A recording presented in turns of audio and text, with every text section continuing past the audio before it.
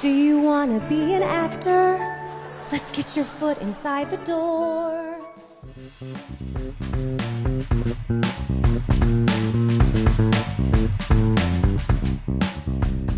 Welcome to Daily Variety, your daily dose of news and analysis for entertainment industry insiders. It's Thursday, February 26, 2026.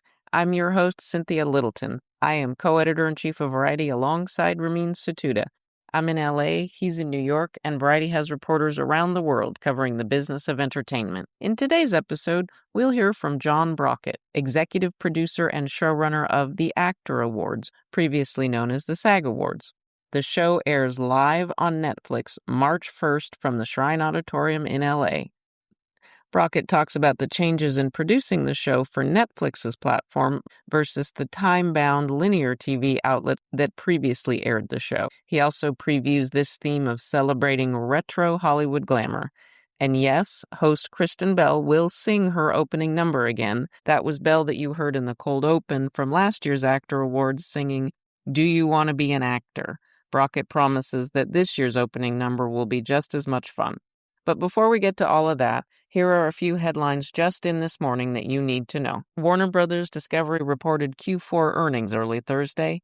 The numbers show clear evidence that the loss of NBA rights has put a dent in linear cable advertising revenue for the company. Overall, Warner Brothers Discovery narrowed its loss for the year, and 2025 ended with a net gain of nearly 15 million subscribers for HBO Max. David Zaslav and company held a somewhat awkward conference call with Wall Street analysts talking about the future of a company that they will not run for very much longer. As usual on these calls, they did not address the elephant in the room, which is the sale process that is hovering over Warner Brothers.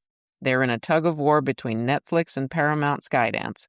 On that front, we expect more development soon, so keep your eye on Variety.com and our social platforms. Meanwhile, Adult Swim will bring its buddy series Smiling Friends to an end after 3 seasons. The Gen Beta kids of Variety staffers are distraught. Director Park Chan-wook has been named president of this year's Cannes Film Festival jury. The 79th edition of the world's most famous film festival runs May 12th through 23rd. All of these stories and so much more can be found on Variety.com right now. We'll hear from Actor Awards executive producer John Brockett right after this message. The Actor Awards, presented by SAG-AFTRA, are back and live only on Netflix, Sunday, March 1st at 8 p.m. Eastern, 5 p.m. Pacific. Award-winning actress and producer Kristen Bell is back to host again. This is the award show that looks just as fun to watch from home as it is to attend. Get ready for fun reunions, unexpected pairings, the iconic I'm an Actor segment, and more. And this year, there's even a fashion theme, reimagining Hollywood glamour from the 20s and 30s. So you won't want to miss the star-studded red carpet pre-show hosted by Paige DeSorbo and Scott Evans. The Actor Awards are live only on Netflix, Sunday, March 1st at 8 p.m. Eastern, 5 p.m. Pacific. And now it's time for conversations with industry leaders about news and trends in show business. John Brockett has been a producer on most of the Actor Awards and SAG Awards ceremonies since the Kudocast began in 1995. He's got great perspective on what makes this one different from every other award show. John Brockett, executive producer and showrunner of the Actor Awards, thanks so much for joining me. Thanks for having me. It's great to be here. I have no doubt that you are in the phase of you are living at the Shrine Auditorium now, getting ready for the big night on March 1st. Tell me, every award season is a crazy chase and almost a circus-like environment in its own way, with its own cast of characters and ringleaders and all of that. As you get ready here for the big show, what stands out to you as some of the interesting stories, the quirks, the personalities of this award season that you're excited to feature? Every award season is one of the things that I love about this job is that it does have a beginning, a middle, and an end. And so there's this sense of build up to award season, going through all the different pre-events that we have, and then it all leading to the main show. And in this year in particular for our show, we have a couple of new things that I'm looking forward to. And one of those big things is Harrison Ford receiving the Life Achievement Award, which is, I think, going to be really extraordinary. He is a legend and an icon, and about the nicest actor I've ever met. Could not be more lovely, could not be more gracious. He graced our cover last July, and it was boy, you could not find a copy of that in the office. Everybody just wanted their copy. I mean, he's the best. And then the other thing that we're really excited about is Kristen Bell coming back. She is our host. She's the third time hosting the show, second in a row. And one of the things that we're leaning into is her hyphenate of actor-singer. And we did a great number last year. Our kind of goal here is how do we top that, which is kind of difficult because last year was so great. I can say officially, you're the first to know that we will be doing an opening number with her again. And the goal is to kind of like make it even better than last year's opening number. But we're really excited about it because she's just so charming and funny, and she's just the whole package. And she can sing. What? She's a total triple threat. Let me ask you about the demands of producing the ceremony and putting on this live event. Does it change at all doing it for Netflix, then doing it for TNT as you and others did for years? Are there things that you have to think about as a producer that we're not thinking about as viewers? It has been a fairly significant change between the two. One of them is that on Netflix, we're global. So we're in 190 plus countries, right? So that in itself is a huge scale up in terms of reach. So a lot of our approach with Netflix has been internally and along with them is to think about how we make this show as easily approachable and instantly recognizable to a much larger global audience. We are not just playing to the coasts and the middle of the country anymore. We are playing globally. And so we have to really think about that. And one of the things that we're incredibly lucky in terms of Netflix is having their marketing team, which is, just they're the best team in the business, and they truly understand the cultural zeitgeist in a way that gives us the support to reach audiences domestically and worldwide. This is your third year now doing the Actor Awards for Netflix. What did you learn in the first couple of years about the practicalities of working on Netflix? Are you trying to stick to a running time, or is that a little bit more free-flowing? It's actually given us much more freedom because, there was always this pressure that we had to come in at 11 o'clock Eastern time, that we could not go any later. The goal for us with Netflix was, let's give the show a little bit of room to breathe. And we can do that now.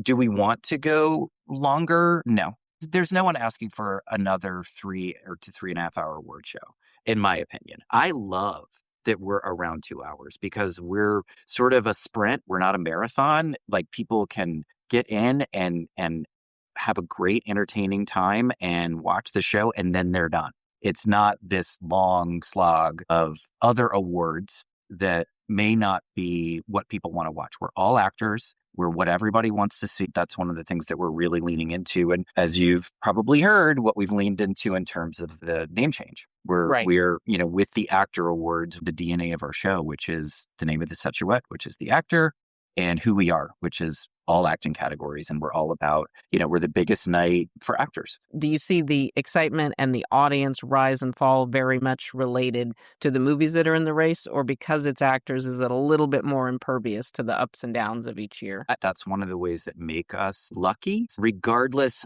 of it being smaller films or larger films. We have the actors in the room that we have.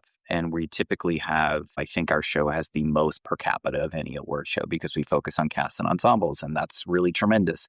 And it gives us a huge pool of actors to pull from for bits, for presenters, for whatever we want to do. One of the great things about focusing on actors to me, because I was a theater kid, I wanted to be an actor. And I think one of the things that I love is that having a dream and being able to realize that dream. And that goes across so many different jobs or fields, right? It's not just about being an actor. And I think it's something that everybody can relate to. And I think that's something that we love about the show is because in the speeches too, a lot of the speeches, the winners come up and say like, just hang on a little bit longer because it will happen. And I think that's relatable to so many different kinds of people. Where are you as the show is unfolding? Are you in a truck control room somewhere? Are you backstage in the wings? Do you move all over the place? A little bit moving, primarily our production partner, Silent House Productions. So I have this great team. Mark Bracco, Linda Guerin, as Halpin, Janine White are a really wonderful part of our team. So we sort of split ourselves up. While I do move around a little bit, I'm primarily at the producer's table, just off stage. I like to be kind of in the room where it happens mostly. And then we have one of our other EPs, Linda Guerin, who's in the truck with our director, Bass Halpin, and Mark Bracco and I are backstage, right off stage at the producer's table. Mm-hmm. What do you consider to be a home run for the show? What are the metrics that Netflix really cares about? I can't necessarily speak for Netflix, but obviously viewership and engagement is very important. What I'm focused on is, along with our Silent House team, is making sure that we produce the best and most entertaining show possible. And you have, of course, the megaphone of social media will let you know in progress how it's going. Is that something in real time? But do you just, in the moment, I'm guessing you just have to tune that out? I mean, we always have, we've an incredible in-house PR, marketing, and social team who do track literally everything. But in the moment, no, I can't think about that. I just have to keep thinking about the next beat of the show.